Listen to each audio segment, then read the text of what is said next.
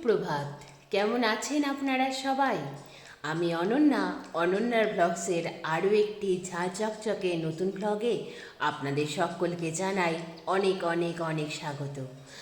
আশা করছি আপনারা সকলে খুব ভালো আছেন, সুস্থ আছেন, নিরাপদে আছেন। আজ দিনটি শুক্রবার, সকাল এখন 7:30 মতো বাজে। আপনাদেরকে সাথে নিয়ে ঠিক এখন থেকেই আজকের ব্লগটি আমি শুরু করছি। সকালে ঘুম থেকে উঠে বাসি কাজগুলো সেরে ব্রাশ করে ফ্রেশ হয়ে নিয়েছি। তারপরেই চলে এলাম ছাদে। ছাদে এসে ছাদ বাগানের সুন্দরীদের দেখে মনটা বেশ ভালো হয়ে গেল। ছাদ বাগানে আসার আরও একটি উদ্দেশ্য ছিল, ঘরে যে গোবিন্দভোগ বা চিনি আতপ যাই বলেন সেই চাল ছিল, আর তুলাই পাঞ্জি চাল ছিল কিছুটা, আর বড়ি, 1 বছরের বড়ি তো কিনে রাখা হয়, সেই বড়িগুলো যথারীতি এক এক করে কৌটো থেকে বিভিন্ন রকম বড় মুখওয়ালা পাত্রে ঢেলে নিয়ে ছাদে নিয়ে গিয়ে রোদে দিলাম। তারপর যথারীতি নিচে এসে বেডটাকেও গুছিয়ে নিলাম।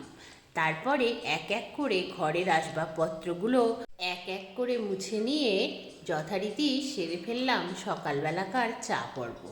তারপরে গতকাল রান্নার বাসনগুলো সান্ত্বনা দিদি যে মেজে ঝুড়িতে উপর করে দিয়ে গিয়েছিল, সেগুলোকে মুছে মুছে তুলে নিচ্ছি। কারণ কালকে রাতের বাসন যেগুলো আছে সেগুলো তো আবার সান্ত্বনা দিদি মেজে এই ঝুড়িতেই উপর দেবে, তাই শুকনো বাসনের মধ্যে দিলে শুকনো বাসনগুলোও ভিজে যাবে, সেই জন্যই তুলে রাখা আর কি। তারপরে যথারীতি মাছ কাকুর কাছ থেকে মা মাছ নিল, আর মাছের গন্ধে চলে এসেছে এই সুন্দরী ম্যাও। এই সুন্দরী ম্যাওকে মা একটু মাছ খেতে দিয়েছে। এই ম্যাওটাকে কিন্তু মা বাকি ম্যাওদের থেকে বেশ ভালোবাসে, আর মাকে দেখে ম্যাওটা যে ম্যাও ম্যাও করে সেটা দেখার মতো। তারপরে যথারীতি ম্যাওয়ের সাথে একটু টাইম স্পেন্ড করে আমি চলে এলাম রান্নাঘরে রান্না করতে। আজ রান্না হবে ফুলকপি আলু দিয়ে রুই মাছের ঝোল, তার সাথে মসুর ডাল সিদ্ধ আর মাছের তেলের বড়া। মাছের তো অনেকগুলো তেল বেরিয়েছে, যেহেতু একটা ফ্রেশ রুই মাছ ছিল, সেই মাছের তেল একেবারে সাদা তেল, সেই জন্যই মা মাছ কাকুর কাছ থেকে নিয়েছে। সেই তেলটিকে বড়ার আকারে গড়িয়ে বড়া ভেজে খাওয়া হবে। মাছের তেলের বড়া খেতে কিন্তু দারুণ লাগে। আর তার সাথে তো রয়েছে ম্যান্ডেটরি আইটেম উচ্ছে বেগুন ভাজা, সে তো খেতেই হবে। এইটুকু রান্না করতে পারলেই আজকের মতো রান্নাঘর থেকে ছুটি। তারপরে সেই যে চালগুলো ছাদে রোদে দিয়েছি, সেই চালগুলোর যে কৌটোতে ছিল সেই কৌটোগুলো বের করা হয়েছে। পুজোর আগে তো সব কৌটোগুলোও ধুতে হয়, তাই সেই কৌটোগুলোকে আবার মাজতে হবে। আর আকাশটা বাদবাকি দিনগুলোর মতো অতটা পরিষ্কার আজকে কিন্তু নেই, মাঝে মাঝে হাওয়া দিচ্ছে, আর সূর্য ঠাকুর মেঘের আড়ালে চলে যাচ্ছেন। এই হলো মুশকিল। রান্না করতে করতে কতবার যে মাথা বের করে দেখলাম যে বৃষ্টি পড়ছে কিনা, এই হয়েছে এক আতঙ্ক। মসুর ডাল সিদ্ধটাও কিন্তু হয়ে গেল, তার মধ্যে একটু বিশুদ্ধ বাড়ির তৈরি ঘি দিয়ে দিলাম আর নামিয়ে নিলাম। গতকালের পুঁই শাকের চচ্চড়ি আর মাছের ঝোলের একটু ঝোল ফ্রিজে ছিল, সেগুলোকে ফ্রিজ থেকে বের করে যথারীতি গরম করে নিলাম। তারপর রান্নাবান্নার পালা কমপ্লিট করে চলে এলাম ছাদে। ছাদে এসে ভিজে জামা কাপড়গুলো এক এক করে মেলে দিলাম। রোদের তাপ বিশেষ না থাকলে কি হবে, ভীষণ গরম লাগছে ছাদে আসার পরে। ছাদে রোদটা থাকুক, আজকে তো এই চাল বড়ি এগুলো রোদে দিয়েছি, একটু গরম হওয়া প্রয়োজন, সেই জন্যই ভালো করে উপর নিচ করে দিলাম।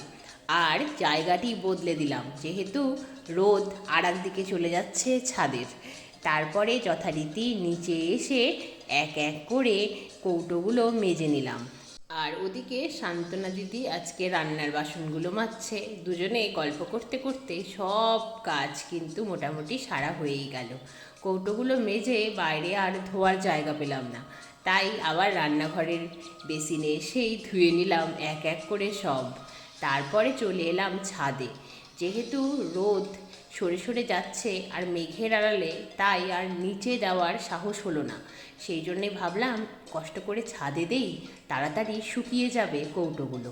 তারপরে যে জামা কাপড়গুলো মেলেছিলাম সেগুলোকেও উল্টে দিলাম। আর এদিকে মায়ের শাড়ি তো শুকিয়েই গেছে। তারপর রান্নাঘরের স্ল্যাব সব কিছু মুছে পরিষ্কার করে স্নান করে এলাম। স্নান সেরে এসে চলে এলাম ছাদে। জামা কাপড়গুলো উল্টে দিয়ে গিয়েছিলাম বলে সব জামা কাপড়গুলো শুকিয়ে গেছে।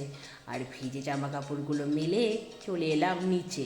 নিচে এসে লাঞ্চ সেরে একটু রেস্ট করলাম। তারপরে বিকেল হতেই ছাদে এসে দেখলাম প্রকৃতির কি অপূর্ব দৃশ্য।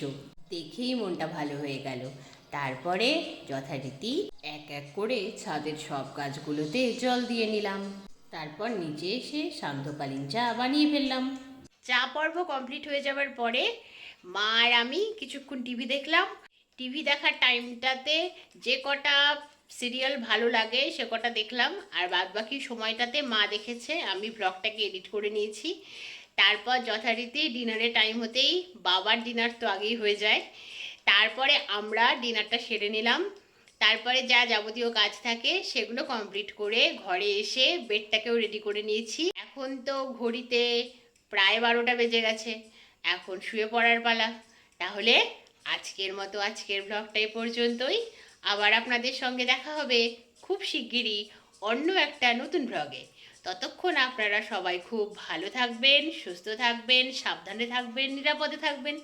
আর আজকের ব্লগটা কেমন লাগলো অবশ্যই কমেন্টে জানাবেন। ভালো লাগলে একটা লাইক করে দেবেন। আর যদি আপনারা চান তাহলে অনন্যার ব্লগস চ্যানেলটিকে সাবস্ক্রাইব করতে পারেন। এইভাবেই অনন্যার ব্লগসের পাশে থাকবেন, এইভাবেই চ্যানেলটিকে সাপোর্ট করবেন। তাহলে আজকের মতো আসি। Good night, bye bye.